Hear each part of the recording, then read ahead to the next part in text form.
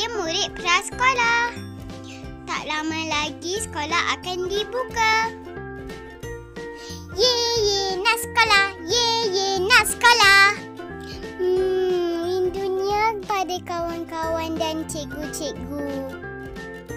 Tapi ada peraturan tambahan di sekolah. Bismillahirrahmanirrahim. Assalamualaikum warahmatullahi wabarakatuh dan salam sejahtera kepada ibu bapa penjaga murid-murid prasekolah SK Cembung. Alhamdulillah, seperti yang telah kita maklum bahawa kementerian akan memulakan operasi pembukaan kelas prasekolah mulai 1 Julai. Jadi demi untuk menjaga keselamatan dan kelancaran pembukaan prasekolah ini nanti, pihak kementerian telah menggariskan beberapa SOP yang perlu diikuti oleh ibu bapa penjaga dan juga waris anak-anak prasekolah SK Cembung supaya proses persekolahan ini nanti akan berjalan lancar dan anak-anak akan berada dalam keadaan sihat sejahtera ketika berada di sekolah. Pematuhan kepada SOP ini amat penting demi menjaga keselamatan warga sekolah, khususnya guru-guru prasekolah, pembantu pengurusan murid serta anak-anak tuan-tuan dan puan-puan juga. Jadi pada hari ini saya akan membacakan, akan memaklumkan kepada tuan-tuan dan perempuan beberapa garis panduan dan SOP yang perlu diikuti dan diambil perhatian oleh pihak ibu bapa penjaga sebelum sesi persekolahan prasekolah dibuka pada 1 Julai ini. Saya harap tuan-tuan dan perempuan dapat memberikan sepenuh perhatian kepada apa yang akan saya maklumkan sebentar lagi. Baiklah, yang pertama, sebelum anak-anak tuan-tuan dan perempuan hadir ke sekolah, tuan-tuan dan perempuan kena memastikan bahawa anak jagaan tuan-tuan dan perempuan berada dalam keadaan sihat. Berada dalam keadaan sihat sebelum tuan-tuan dan perempuan bawa dia datang ke sekolah. Kemudian pastikan juga anak-anak menjaga kebersihan diri. Tuan-tuan perempuan pastikan sebelum mereka hadir ke sekolah, mereka telah pun diuruskan dengan baik tentang kebersihan diri mereka. Dah betul-betul bersih, dah betul-betul sesuai, barulah hantar mereka ke sekolah. Kemudian tuan-tuan dan perempuan, pada waktu yang telah kita tetapkan. Seterusnya, menggalakkan anak-anak memakai pelitup muka. Anak-anak yang berimuniti badan yang rendah mesti sentiasa memakai pelitup muka, manakala anak-anak jagaan yang tidak boleh mengurus pemakaian pelitup muka tidak perlu memakainya. Walaupun begitu, tuan-tuan dan perempuan, tolong bagi perhatian. Pemakaian pelitup muka oleh murid hendaklah bersesuaian dengan murid. Cari yang saiz kanak-kanak. Nanti kalau tuan-tuan bagi yang saiz dewasa, satu muka lah penuh dengan pelitup muka. Cari saiz kanak-kanak. Dan mengikut standard yang diluluskan. Yang diluluskan oleh Kementerian Kesihatan. Pelitup muka bercorak tidak digalakkan, tuan-tuan. Pelitup muka bercorak, berlukis dan sebagainya tidak digalakkan kerana boleh menarik perhatian murid lain dan mengakibatkan penjarakan sosial sukar dikawal.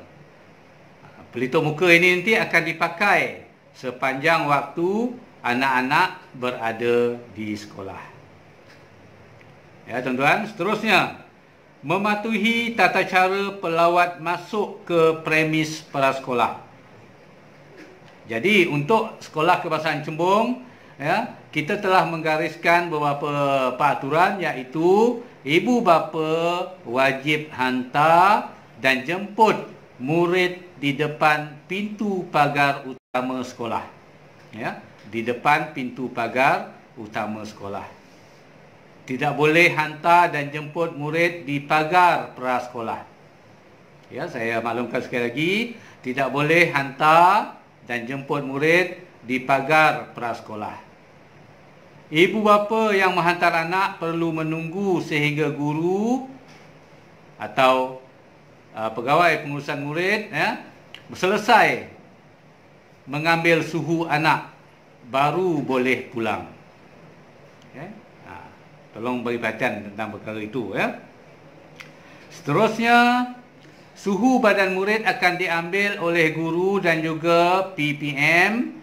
Sekiranya suhu badan anak-anak tuan-tuan melebihi 37.5 darjah Celsius, ibu bapa wajib bawa pulang anak. Jantung dan asma tidak digalakkan untuk datang ke sekolah. Tapi cara ataupun langkah yang selamatnya, jika di rumah tuan-tuan dan puan dah tengok dia sesama, dia batuk, badannya pun kita rasa dengan tangan panas, tak perlulah hantar mereka ke sekolah. Kerana jika tuan-tuan hantar dia ke sekolah dan apabila kami ambil suhunya dan suhunya tinggi, iaitu 37.5 darjah, pihak sekolah akan meminta tuan-tuan dan perempuan datang ke sekolah mengambil anak tuan-tuan dan perempuan untuk dibawa balik. Jadi untuk mengelakkan kerja dua kali tuan-tuan dan perempuan datang ke sekolah, jadi kalau nampak anak itu tidak sihat, tak perlu hantar ke sekolah. Ya tuan-tuan. Okey, seterusnya, murid yang tidak bersedia ke sekolah. Kalau ada anak-anak tuan-tuan dan perempuan tidak bersedia, kita lihat pagi itu dia tidak bersedia hendak ke sekolah, contohnya menangis, tantrum, macam-macam meragam kat rumah, dan sebagainya. Jadi tidak perlulah tuan-tuan hantar ke sekolah. Tak perlu hantar ke sekolah. Sebab pihak sekolah, jika ada anak-anak yang macam ini, pihak sekolah tidak boleh nak memujuk anak tuan-tuan dan perempuan, sebab kita ada SOP, iaitu kita tidak boleh menyentuh. Tidak boleh menyentuh murid-murid.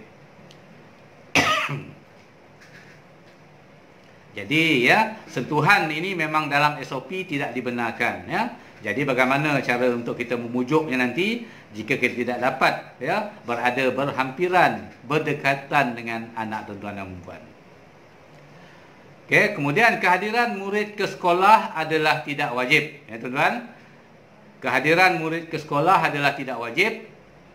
Terpulang kepada ibu bapa sama ada mahu hantar anak ataupun hendak direhatkan di rumah. Okey.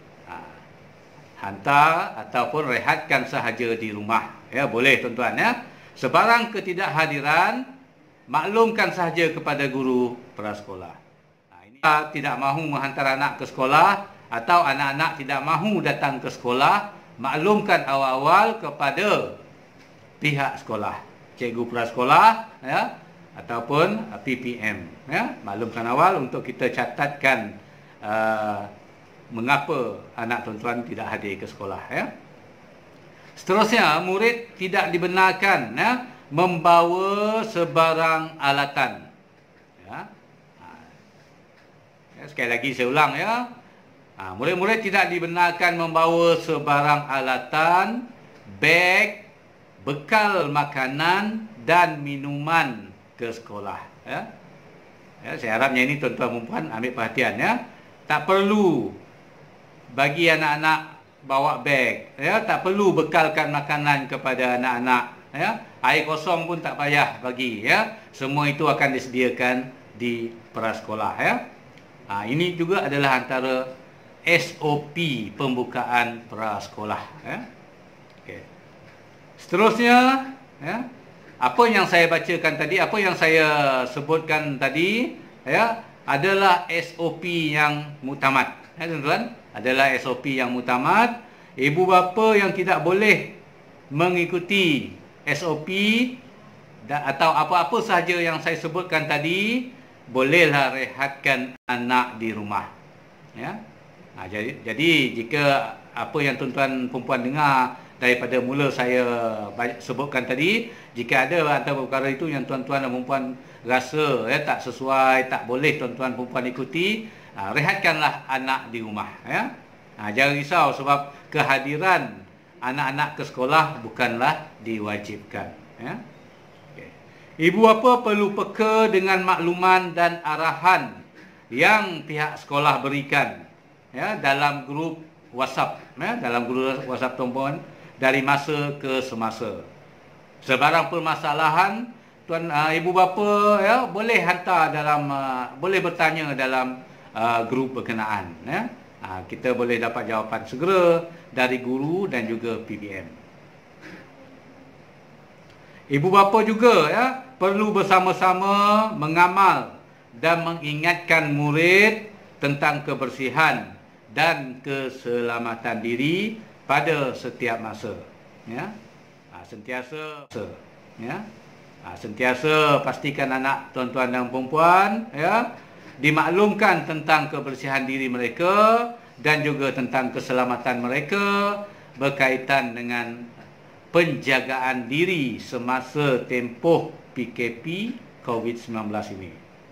Jadi, ya, saya kira itulah antara SOP yang perlu tuan-puan ikuti, yang perlu tuan-puan maklum, ya, supaya, ya, pembukaan prasekolah pada 1 Julai ini dapat berjalan lancar, ya, dan kami di pihak sekolah dapat menguruskan murid-murid yang hadir dalam keadaan yang teratur dan tersusun. Jadi terima kasih atas kerjasama ibu bapa, dan sama-samalah kita berdoa agar keselamatan kita semua terpelihara dari wabak COVID-19. Ya. Jadi itu saja daripada saya. Ya. Sekali lagi terima kasih. Ya. Wabillahi taufiq wa hidayah. Wassalamualaikum warahmatullahi wabarakatuh.